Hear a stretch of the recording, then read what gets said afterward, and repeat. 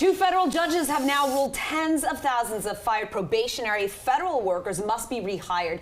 But we're also learning some have still not even heard from their managers. Yeah, it's left so many confused, of course, and wondering if they even want to go back, considering this could just be temporary. DC News Now's Max Marcilla spoke with a fired federal worker in Fredericksburg, Virginia.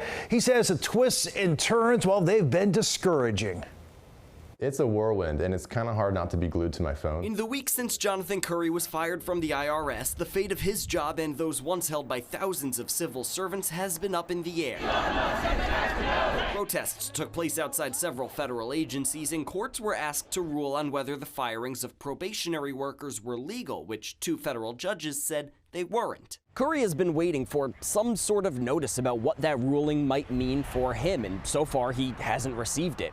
He also doesn't have his work computer or his ID badge, and he's not exactly sure when an answer could come. He fears it could be some time before any sort of return to work, recalling the length of his onboarding a year ago. It took me time to get my ID badge so I could have building access.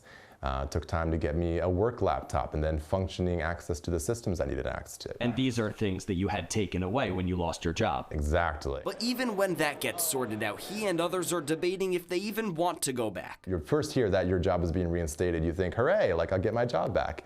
Then realistically you think, what is that going to look like?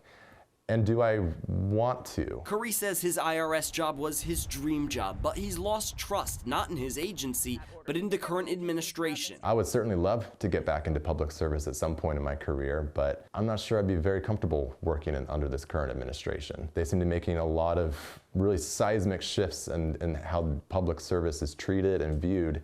That would just create a lot of uncertainty for my family. In Fredericksburg, Max Marcilla, DC News Now.